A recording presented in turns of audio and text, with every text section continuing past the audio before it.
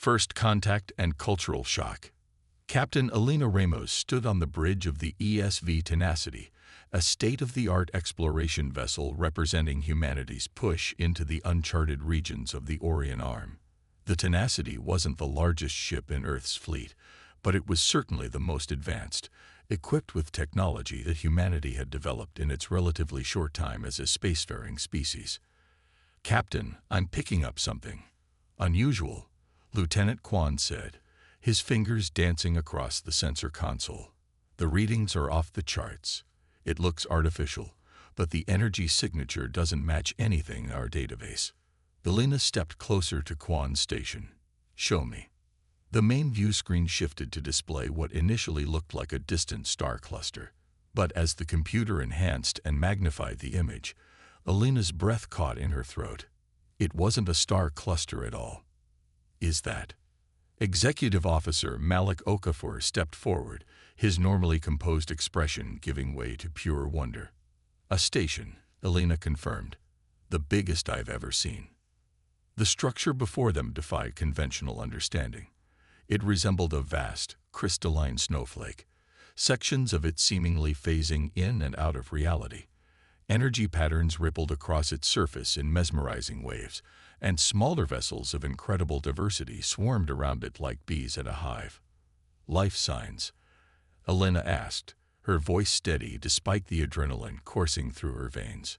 "Billions," responded Science Officer Dr. Lakshmi Patel, her eyes wide with excitement. "And at least 40 distinct biological signatures our systems can't even classify." Chief Engineer Carson Wright whistled low. "That thing's gotta be at least 300 kilometers across. The power requirements alone would be—" "Captain," interrupted Communications Officer Javier Reyes, "we're being hailed. Multiple frequencies, multiple formats. The Universal Translator is working overtime." Elena straightened her uniform jacket. "Put it on screen. Record everything." The view screen shifted to reveal a chamber filled with beings so diverse that the human crew could barely process what they were seeing. In the center stood a creature resembling a cross between an earth mantis and a jellyfish, its translucent body pulsing with bioluminescent patterns. "I am Grand Speaker Jolax of the Galactic Conclave." The creature's melodious voice resonated through the bridge, seamlessly translated to English. "Unidentified vessel, you have entered regulated space. Identify yourselves and state your purpose."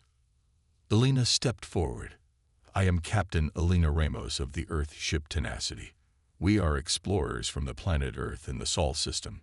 We come in peace and with respect." Jolax's appendages rippled in what might have been surprise. "Earth? Sol system. These designations are not in our records." The being conferred briefly with several nearby aliens. "Prepare for preliminary scan and stand by for the greeting protocol as mandated by Conclave Regulation 7291, subsection Alpha." Before Elena could respond, the Tenacity hummed as energy washed over it. "They're scanning us," Security Chief Natalia Volkov reported tensely. "Shields are holding, but they're getting readings on everything. Whole composition, tech level, even our biological makeup." "Let them," Elena replied calmly. "We have nothing to hide." On the view screen, Grand Speaker Jolax had begun what appeared to be an elaborate ceremony. The being moved in complex patterns while reciting what sounded like formal poetry in a language the translation software struggled to process. Other conclave members joined in, some producing musical tones, others making ritual gestures. 5 minutes became 10. The human crew exchanged increasingly confused glances as the ceremony continued without pause. Engineer Wright suppressed a yawn. Dr. Patel was recording everything with scientific fascination. After nearly 15 minutes, Jolax paused, clearly awaiting a response.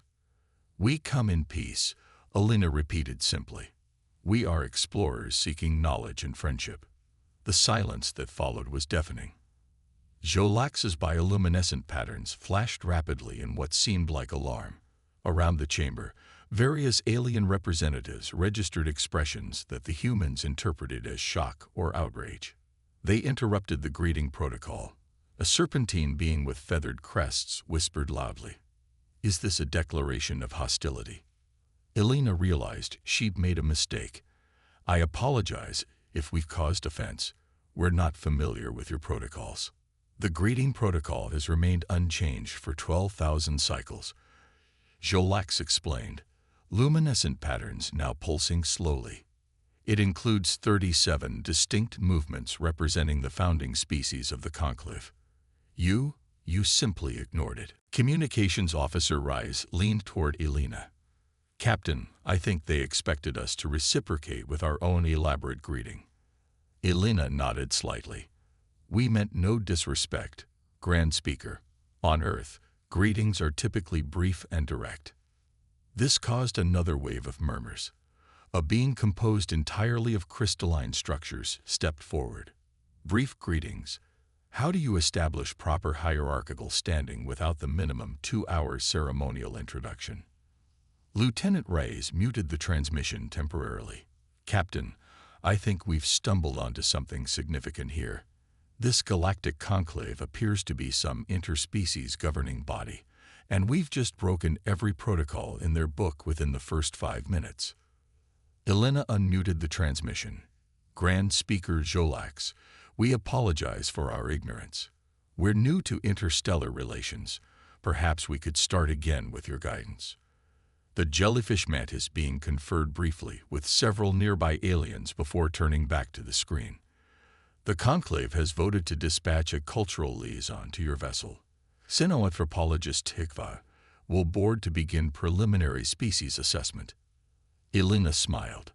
"We'd be happy to welcome Xenoanthropologist HFY aboard. We can prepare docking procedures." "Unnecessary," Jolax interrupted. "Prepare for matter transfer." Before anyone could react, a shimmer of light appeared on the bridge, coalescing into a tall, slender being with iridescent scales and 4 arms. Its head featured 6 eyes arranged in a circle around what appeared to be a sensory organ. "Greetings, humans," the being said, each of its 6 eyes blinking in sequence. "I am HFY. I have been tasked with determining whether your species is a threat or merely." HFY paused, all 6 eyes focusing on Engineer Wright, who was still struggling not to yawn. "Culturally underdeveloped." Captain Elena stepped forward with an extended hand, following Earth custom. "Welcome aboard the Tenacity, Xenoanthropologist HFY. We look forward to learning from each other." HFY stared at the extended hand with obvious confusion. "Is this some form of challenge gesture? Are you requesting a limbic dominance contest?" And so began humanity's first diplomatic relationship with the Galactic Conclave, off to a spectacularly awkward start. 3 days after first contact, the human delegation from the ESV Tenacity was granted permission to visit the Conclave station.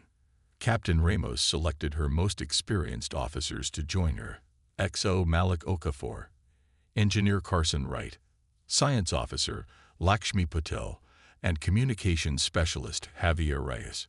Their guide, HFY, led them through a shimmering transport beam onto the station. The Conclave station's interior was even more impressive than its exterior. Vast halls stretched farther than human eyes could see, with different gravity zones accommodating various species. Light that seemed to emanate from the structure itself illuminated crystalline walkways and living architecture that shifted subtly as they passed. "Please maintain proximity," HFY instructed, all 6 eyes blinking nervously. This station accommodates over 40 species with different environmental requirements. Some areas would be fatal to humans. The delegation nodded, though Engineer Wright was already distracted by the pulsing energy conduits overhead. "How does your power distribution system handle peak loads?" he asked HFY, eyes bright with curiosity. The alien hesitated. That information would require a Level 3 information sharing agreement, which would take approximately 24 station cycles to process. Wright frowned. "I was just curious." Their tour brought them to a maintenance section where Vreltok, a 6-limbed being with metallic skin, was overseeing repairs to a malfunctioning environmental system. Strange symbols flashed red on nearby displays. "What's the problem with that system?" Wright asked, pointing to a panel where vapor was escaping. Vreltok made a buzzing sound that their translators rendered as a sigh. Junction 94G has been operating at reduced efficiency for 7 cycles. We have filed reports with 12 departments. The replacement parts are scheduled to arrive in 6 more cycles. Wright's eyes lit up as he examined the leaking panel. "This looks like a standard atmospheric regulator. I could fix this in 10 minutes. "Impossible," Vreltok exclaimed. "The repair procedures require certified technicians from the appropriate maintenance guild, and all repairs must be documented with Form CR 12,593, approved by at least 3 supervisors from different jurisdictions." But Wright was already opening his toolkit. Before HFY or Vreltok could stop him, he had removed the panel and was examining the inner workings. "See, just as I thought. The molecular filter is clogged, and these connectors are misaligned." His hands moved with practiced efficiency, disconnecting components and making adjustments. "You cannot simply fix things without filing the proper forms," exclaimed Vreltok, his metallic skin changing patterns in what appeared to be distress. "This violates at least 15 station protocols." "Already improved your efficiency by 40%, Wright replied with a grin as he reattached the panel. "This system was about to fail completely. Another day, and you'd have had to evacuate this entire section." He stepped back as the warning lights on the display changed from red to green. The vapor stopped, and a soft hum indicated the system was running properly. Vreltok stared at the display in disbelief. That would have taken a maintenance team 5 full cycles to repair. Captain Alina quickly intervened. "We apologize for any protocols we violated. Humans tend to be direct problem solvers." HFY was frantically tapping on a device. "I'm trying to retroactively file emergency repair authorization, but the system keeps rejecting it because there's no longer an emergency to repair."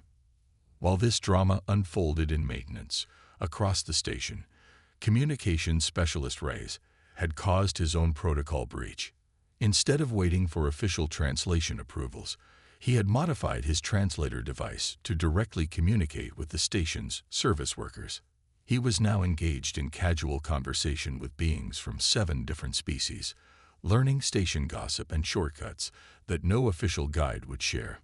"The humans are very strange," a small luminous being told its companions after Reyes moved on. "They ask questions about things that aren't their concern, but they seem genuinely interested in the answers." The real diplomatic incident, however, occurred that evening at the formal dinner hosted by the Conclave to welcome the human delegation. The grand dining hall accommodated dozens of different species, each with their own nutritional needs and dining customs. The humans were seated near Ambassador Clore, a dignified being with a body composed of interlocking geometric shapes that rearranged themselves as it spoke. Science Officer Patel, fascinated by xenobiology, observed how Clore absorbed nutrients through specialized receptors on its surface. "Fascinating adaptation," Patel commented genuinely. "Your method of nutrient absorption reminds me of certain fungi on Earth. Mycelial networks that can transfer nutrients across vast distances, some of our most ancient and intelligent life forms." The dining hall fell silent. Ambassador Clore's geometric patterns froze in a jagged configuration. Several Conclave members gasped audibly. HFY leaned over to Captain Alina, whispering urgently, "Ambassador Clore's species, the Jexilon, consider themselves descendants of crystalline deities. Comparing them to primitive life forms is deeply offensive in their culture." Captain Alina immediately pulled Patel aside while HFY attempted to smooth over the situation. "But it was a compliment," Patel protested, genuinely confused. "Fungi networks on Earth are marvels of evolutionary engineering. Different cultural sensitivities," Alina explained quietly. "Remember our briefing about evolutionary taboos?" Patel's face fell as understanding dawned. "I'll apologize immediately." To everyone's surprise, after the initial shock, Ambassador Clore raised an appendage for silence. I choose to accept this as a cultural misunderstanding. The humans are new to galactic society and cannot be expected to know all our customs. The ambassador turned to Patel. I would be interested to learn more about these fungi in a private conversation later. Crisis averted, the dinner continued, though Conclave members watched the humans with increased wariness. Later that night, as the human delegation prepared to return to their ship, Tikva approached Captain Elena with a datapad. In just one day, your team has violated 63 protocols, Tikva said, sounding both exhausted and slightly impressed. Yet strangely, you've also solved 4 long-standing station problems and established relations with species that rarely interact with newcomers. Elena smiled apologetically. Humans are adaptable and curious by nature. We can always follow the expected path. Tikva's 6 eyes blinked in sequence. The Conclave is both alarmed and intrigued by your species. Some members are already calling for restrictions on human movement throughout Conclave space. And others? Elena asked. Others are secretly asking when more humans might visit, Tikva admitted. Your efficiency and directness are disturbing but effective. As they boarded the transport back to the Tenacity, Engineer Wright was already sketching improvements for 3 more station systems, blissfully unaware of the bureaucratic nightmares he was creating and the reluctant admiration he was inspiring. Trial by fire and unexpected alliances. After a week of human presence at the Galactic Conclave station, tensions were rising. The humans had fixed systems without permission, ignored social hierarchies, and worst of all, made friends with species that traditionally didn't get along. This disruption to the careful balance of power did not go unnoticed. High Commander Vexnar of the Volduran Empire watched the humans with growing anger. The Voldurans were a proud, militaristic species with armored exoskeletons and a rigid hierarchical society. They had controlled a significant portion of Conclave space for centuries through carefully measured displays of strength and strategic alliances. These humans threatened everything with their casual disregard for proper procedure. On the 8th day, High Commander Vexnar called for an emergency conclave session. Captain Elena Ramos and her senior officers stood before the assembled representatives, unsure why they had been summoned. These humans, Vexnar began, his deep voice echoing through the chamber, have been permitted too many liberties. They wander our station, interfering with systems, ignoring protocols that have maintained peace for millennia. Murmurs of agreement came from several Conclave factions. Even species that had benefited from the humans' impromptu repairs were uncomfortable with how quickly these changes had occurred. The Volduran Empire proposes that these newcomers prove their worth through the ancient ritual of Kaltorak. Vexnar continued, rising to his full height of nearly 3 meters, his exoskeleton shifting to a threatening crimson pattern. The conclave chamber fell silent. Kaltorak was rarely invoked, a ritual combat between vessels that dated back to the early days of the conclave.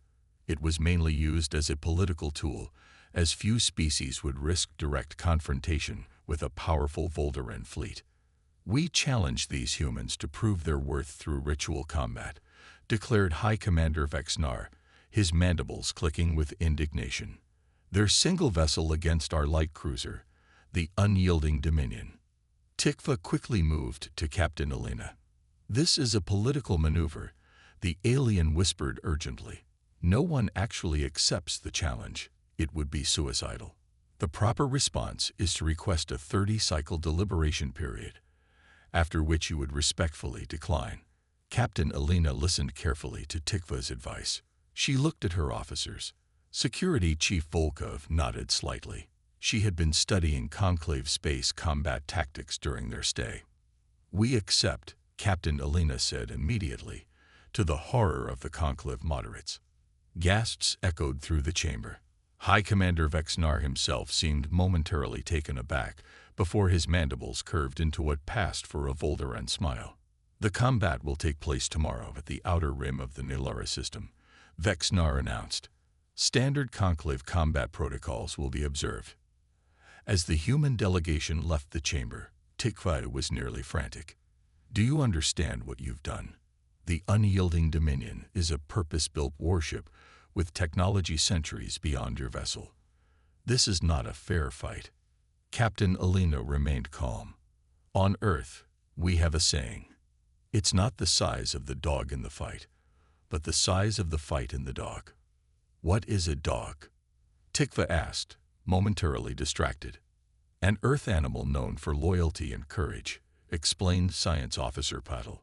The saying means that determination can overcome superior forces. Poetic, but irrelevant against quantum torpedoes and phase shields, Tikva replied. Back aboard the Tenacity, Captain Alina called an emergency meeting with her senior staff. The Unyielding Dominion outclasses us in every way, Security Chief Volkov reported, displaying specifications they had gathered during their time at the station. Their weapons are 3 generations beyond ours, their shields can withstand 5 times the punishment, and their engines produce twice our maximum thrust.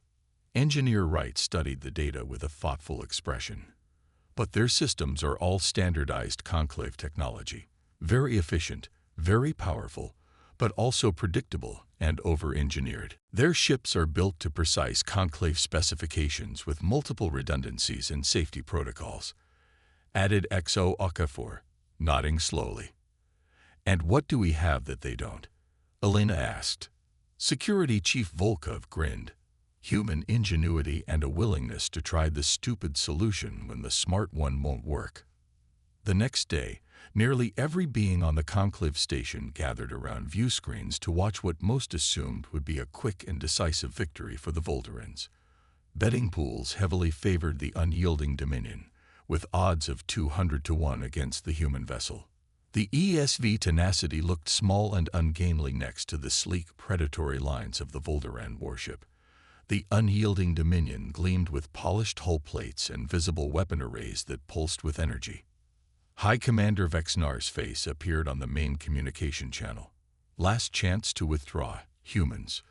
Do so now, and we will consider this matter closed with only minor loss of honor on your part. Captain Alina appeared calm on the view screen. We look forward to the match, High Commander. May the best ship win. The ritual combat began with the traditional circling maneuver. The Unyielding Dominion moved with precision and grace, its engines barely registering power output as it maintained perfect distance. The Tenacity, by contrast, moved in strange, jerky patterns. Several Conclave observers commented that the human ship appeared to be malfunctioning. First honor to the victor, announced High Commander Vexnar, firing a warning shot that blazed past the Tenacity's bow. What happened next shocked everyone watching. Instead of attempting to evade or return fire, the Tenacity accelerated directly toward the Volderan vessel at full speed. Are they attempting a ramming maneuver? Exclaimed one Conclave observer. Suicidal, responded another. At the last possible moment, the Tenacity vented atmosphere from its starboard thrusters, creating a rapidly expanding cloud between the two ships. The superheated material scrambled sensors on both vessels, but the humans had expected this. Navigator Quan had already plotted their course through the plasma cloud, while the Volderan ship hesitated, unwilling to risk damage to their pristine hull. Did they just vent their life support atmosphere as a tactical screen? Gasped Tactical Analyst Mickrol, as the Tenacity executed a spin that allowed it to fire precisely at the Volderan ship's sensor array. The human weapons were weaker, but with the Volderan shields calibrated for much higher energy attacks, the lower-powered human beams slipped through the defensive envelope. High Commander Vexnar roared in anger as secondary systems began failing. All weapons, fire at will. The Unyielding Dominion unleashed its full arsenal, but the Tenacity was no longer where it had been. Engineer Wright had rerouted power from life support to the engines, giving them a brief but significant speed advantage. The human ship spun and weaved in patterns that Conclave combat computers classified as erratic and non-optimal, but these unpredictable movements made the Tenacity nearly impossible to target. They fight like intoxicated Vrel during mating season, one Conclave observer noted with reluctant admiration. The battle continued with the Tenacity taking several hits but using its damaged sections strategically.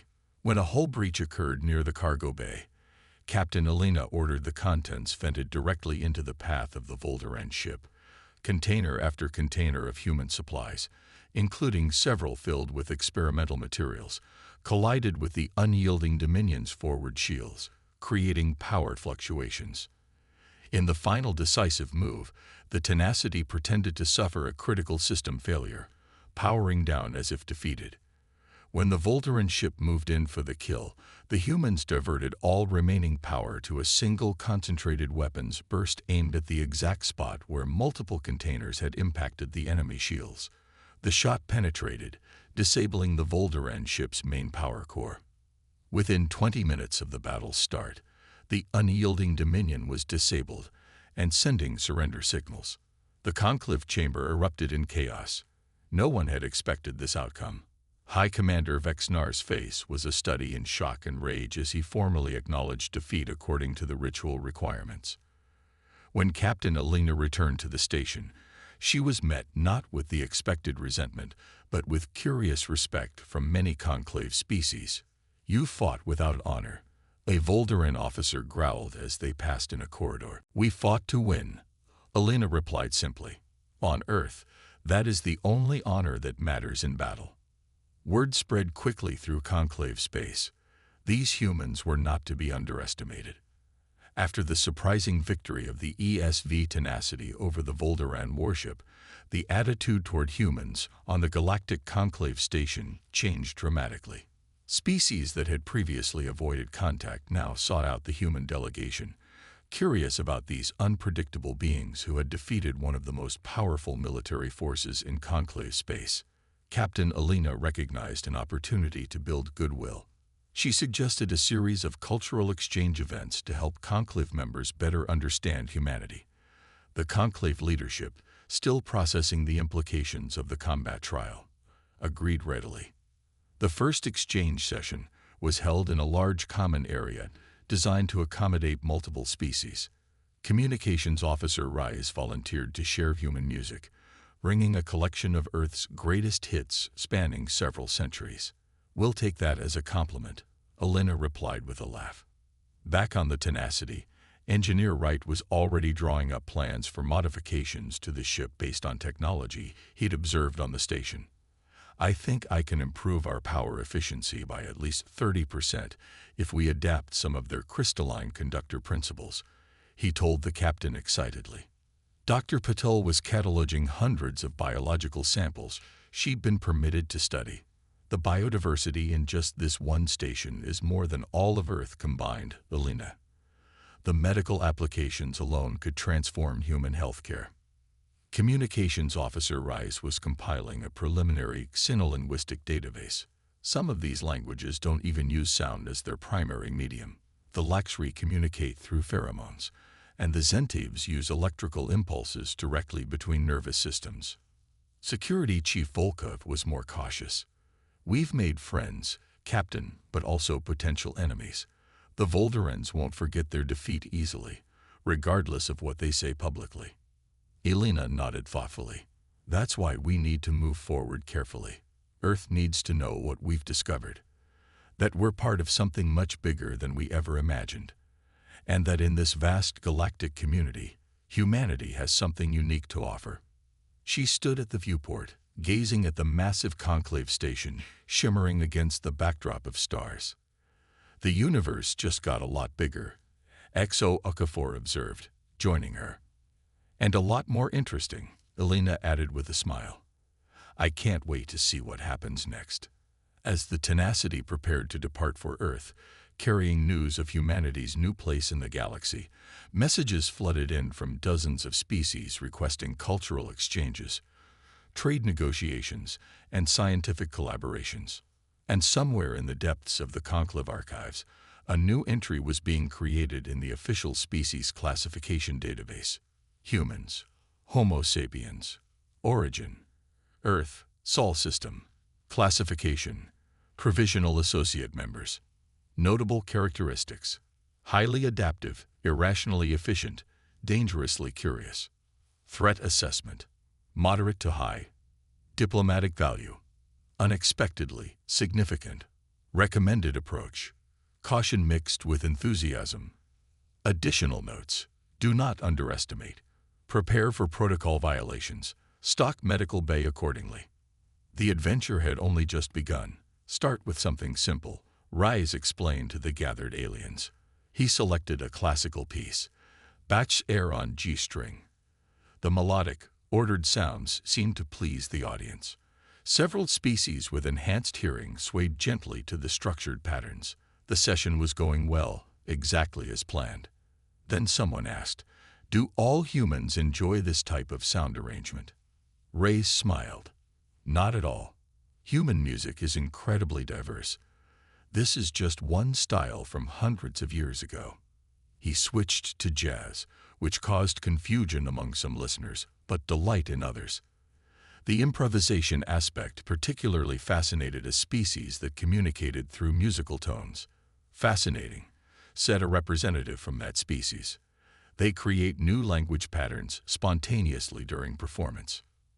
When Race finally played rock music, the reaction was immediate and mixed.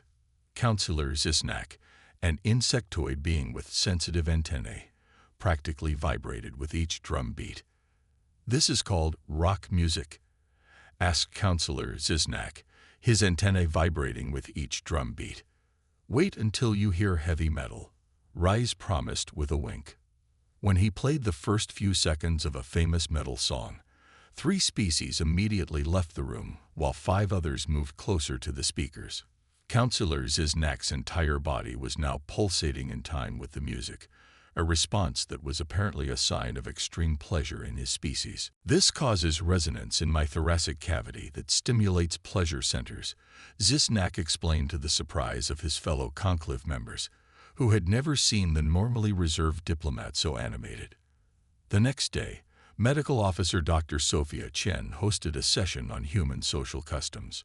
What began as a formal presentation quickly turned into an enthusiastic question-and-answer session as aliens tried to understand concepts like birthdays, holidays, and sports.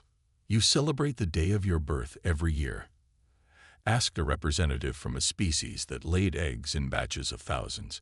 "How do you keep track of so many celebrations?" "Humans typically have only 1 or 2 offspring at a time," Dr. Chen explained patiently. The concept of competitive sports proved even more confusing to many species.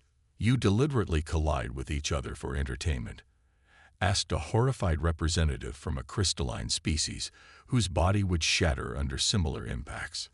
"It's called rugby," Dr. Chen explained. "It's fun." "Fun," repeated the crystalline being, the light patterns inside its transparent body shifting in what the translators identified as deep confusion. "Not the pain itself," Dr. Chen clarified. "The challenge, the teamwork, the physical exertion, these things are enjoyable to humans." "Your species is even stranger than we thought," the being replied, but its tone conveyed fascination rather than judgment. By far the most popular and controversial cultural exchange came when Chef Miguel Sanchez from the Tenacity offered to prepare an Earth-style buffet. Station xenobiologists worked with him to identify which human foods might be safe for various alien physiologies. Despite clear compatibility warnings and color-coded signs indicating which dishes were safe for which species, the event became a free-for-all of culinary experimentation. "This contains capsaicin, a mild irritant that humans consume for pleasure," Sanchez explained, pointing to a dish of spicy pala. "It may cause intense discomfort to species with sensitive mucous membranes."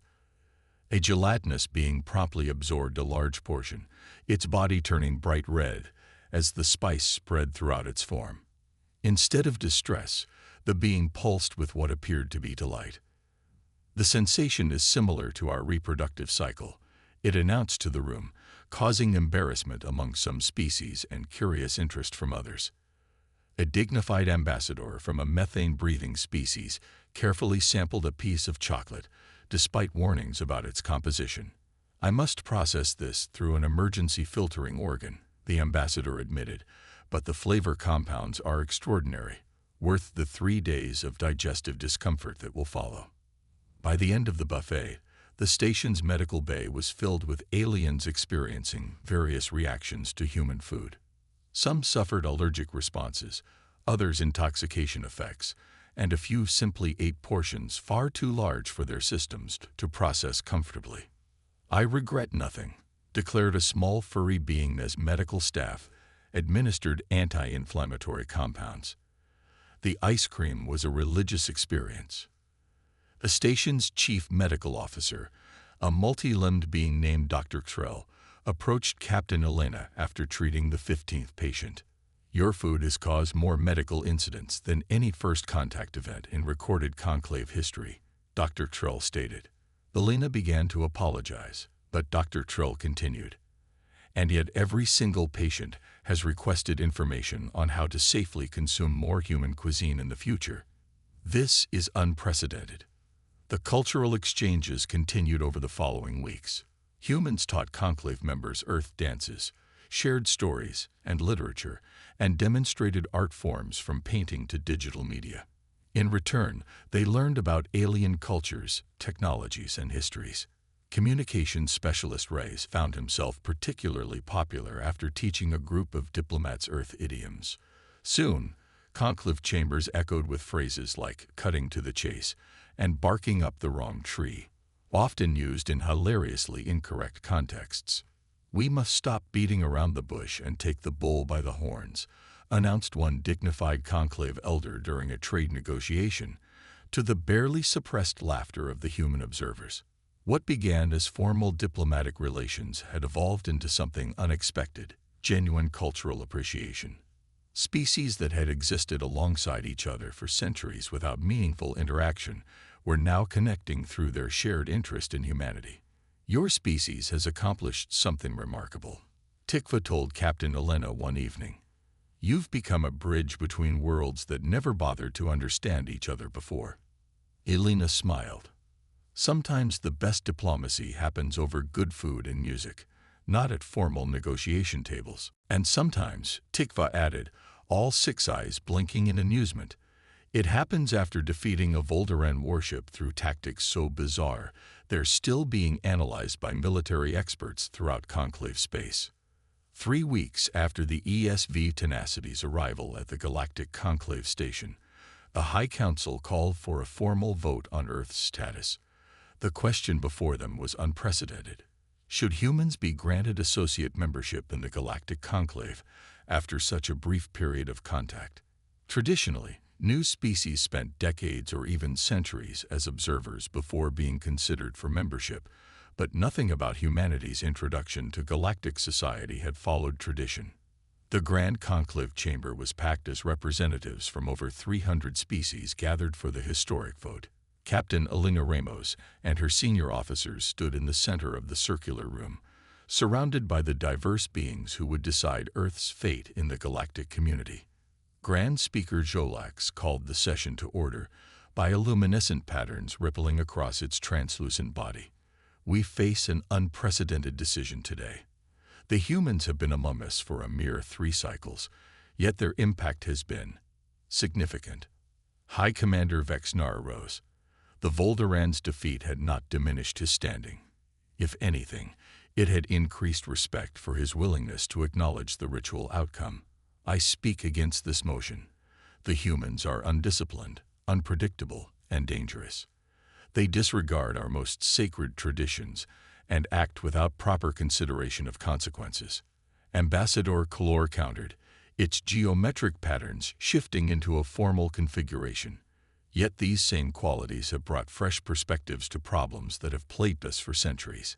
In 3 weeks, they solved engineering challenges that our guilds had debated for decades. Councillor Ziznak's antennae quivered excitedly, and their heavy metal music has revolutionized our understanding of sonic communication. The debate continued for hours, with passionate arguments on both sides. Finally, Grand Speaker Jolax called for the vote. By a margin of 173 to 158, with 42 abstentions, Jolax announced, "The motion passes. Earth is granted provisional associate membership in the Galactic Conclave, with full review in 1 standard cycle." Cheers and protests erupted simultaneously throughout the chamber. Captain Alina stepped forward. On behalf of Earth and humanity, we accept this honor with gratitude and respect, she said. We recognize that we have much to learn from the Conclave's wisdom and experience. But we also hope that our different perspective might contribute something valuable to this grand community of worlds. As the human delegation left the chamber, they were surrounded by well-wishers and curious aliens eager to establish relations with Earth. Even some Volderans grudgingly acknowledged the humans with formal salutes. What happens now? Tikva asked Alina as they watched the diverse crowd mingle. Now, Alina replied with a smile, the real adventure begins. We've made first contact and survived the introduction. Next comes the hard part, building lasting friendships across the stars. If anyone can do it, Tikva said, all 6 eyes blinking in sequence, it's you humans. You're the most confusing, frustrating, and unexpectedly effective species I've ever encountered.